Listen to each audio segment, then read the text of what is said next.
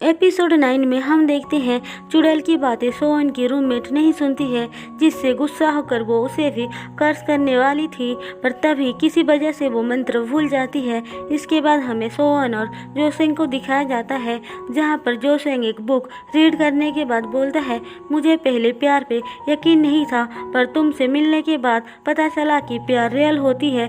सोहन बोलती है, मैं एक कर्ज की वजह से किसी से प्यार नहीं कर सकती हूँ, मैं यहाँ पे कर्ज को तोड़ने आई हूँ। अगर मैंने ये कर दिया तो मैं पूरी तरह से बदल जाऊंगी और मेरी एज भी 20 से ज़्यादा हो जाएगी। उसकी बातें सुनकर जोसेंग कहता है, ठीक है, मैं भी तुम्हारी हेल्प करूँगा कर्ज को तोड़ने में। सोहन हंसते हुए बोलती है, मुझे पता है तुम्हें मेरी बातों पे यकीन नहीं है। जोसेंग बोलता है, मुझे इससे कोई फर्क नहीं पड़ता है, तुम अभी कैसे दिख रही हो और बाद में कैसे दिखोगी, मैं हमेशा तुम्हारा साथ दूंगा। अब बोंगमिन, सोहन, कांगhyun और नूरी के साथ मिलकर ड्रिंक करने जाती है। वो नूरी को बताती है सोहन भी एक राइटर है। नूरी ये सुनकर सोहन को बोलती है, क्या मैं तुम्हारी लिखी हुई कुछ स्टोरी देख सकती हूँ, पर सोहन मना कर देती है। अब कांगhyun वहाँ से चला जाता है। इसके बाद सोहन और नूरी के बीच कांगhyun को लेकर लड़ाई हो जाती है। उन दोनों की लड़ाई की बातें सुनकर जोसेंग और कांगhyun आते हैं। जोसेंग सोहन को अपने साथ लेकर जाता है और उसकी चोट पे दवाई लगाता है। सोहन को ये देखकर अच्छा लगता है। अब वो दोनों ही एक दूसरे को किस करने वाले होते हैं, पर तभी वहाँ पे उसकी रूममेट आ जाती है और जोसेंग को जाना पड़ता है। उसकी रूममेट चुड़ैल के बारे में उसे बताती है, जो सुनकर सोहन बोलती है, तुम्हें कुछ हुआ तो नहीं। अब उनके पास सियोन का कॉल आता है। वो दोनों उसके पास आते हैं। वो उनको बताता है, एक औरत मुझे गम खरीदने के लिए बोली, जिसके बदले वो मेरी विश पूरी करने वाली थी। हमें दिखाया जाता है वो चुड़ैल सियोन को गम देती है, पर वो मंत्र भूल जाती है और सियोन को भी पहचान नहीं पाती है। सोहन ये सुनकर उसे ढूंढने चली जाती है और किस्मत से उसको चुड़ैल मिल भी जाती है। इसी के साथ हमारा एपिसोड 9 खत्म होता है। एपिसोड 10 में वो चुड़ैल के पास आकर सब कुछ सही करने के लिए बोलती है, पर चुड़ैल उसे पहचान नहीं पाती है।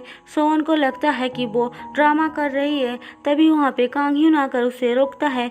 सोहन बोलती है, यही वो चुड़ैल है। फिर वो उसे डॉक्टर के पास ले आते हैं।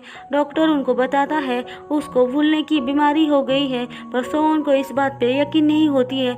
इसके बाद चुड़ैल यूरिन टेस्ट करने के लिए बाथरूम में आती है और मिरर में देखकर बोलती है, मुझे सच में भूलने की बीमारी हो गई है क्या। दरअसल उसने डॉक्टर की सारी बातें सही हालत में सुन लिया था। दूसरी तरफ सोहन उसे ढूंढने आती है, पर वो भाग चुकी थी, जिससे कि सोहन टूट जाती है और रोने लगती है। उसकी आखिरी उम्मीद भी जा चुकी थी। अगले दिन वो फेस्टिवल पे डांस करते हुए युंगसेok को देखती है और उससे बात करने आती है। वो अब एक 40 इयर्स का आदमी बन चुका था। सोहन उसकी फैमिली से भी मिलती है और बहुत रोती है, जिसे कांगhyun आकर संभालता है। फिर थोड़ी देर बाद वो उससे पूछता है, तुम उस आदमी को देखकर इतना रो क्यों रही थी।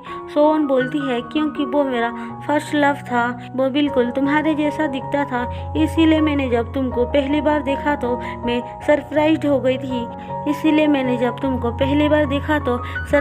गई थी। कांगhyun बोलता है, इसका मतलब 20 इयर्स के बाद मैं उसके जैसा दिखूंगा। अब सोहन के पास उसकी रूममेट योंजू का कॉल आता है। वो अपने रूम में आती है तो देखती है उसकी डायरी किसी ने चुरा लिया है। सोहन ये देखकर बहुत परेशान हो जाती है। दूसरी तरफ हम देखते हैं उसकी डायरी चुड़ैल के पास है, पर वो भी अपनी भूलने की बीमारी की वजह से डायरी को नीचे गिरा देती है और एक गाड़ी के सामने आ जाती है। और इसी के साथ हमारा एपिसोड 10 खत्म होता है। दोस्तों, अगर आपको मेरी एक्सप्लेनेशन पसंद आई हो तो चैनल को सब्सक्राइब और वीडियो को लाइक जरूर कर देना।